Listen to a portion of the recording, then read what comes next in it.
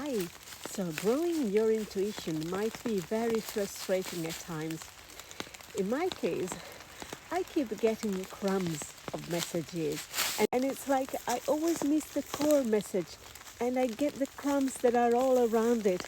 See, today, for example, I woke up at the end of a very long and articulate speech and I only picked the last sentence, which was on the verge of my vast consciousness.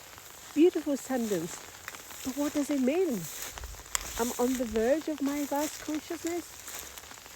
Can I dip in for a second? And that is really frustrating because I get messages like that all the time. They don't mean much by themselves, but they hint at something bigger. And so, as I do want to grow my intuition, because this is a wonderful adventure, I need to go and look for meaning in that crumb. And I think the meaning is we are on the verge of something really bigger. We are at the brim of a great change. And in some respects, we are in the midst of change. But when you are in the eye of the storm, it's difficult to see the storm. So we need to stop and think. Okay, the message of being on the verge of vast consciousness is we need to keep the trust and we need to keep going. That's the only way it can work and we can really dip into a much bigger truth. So as frustrating as it might be at times, we need to keep going.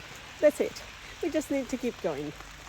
And we also need to realize that if we got to the eye of the storm, we already passed the first bit.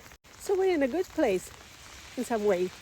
And now all we need to do is be very, very patient and keep going one step after the other and keep wanting to grow our intuition. We've got somewhere to go. And as Boyd Varty, a great lion tracker, says, I don't know where I'm going, but I know exactly how to get there. So let's go on with patience, trust, and one step after the other, out of the eye of the storm and into our vast consciousness.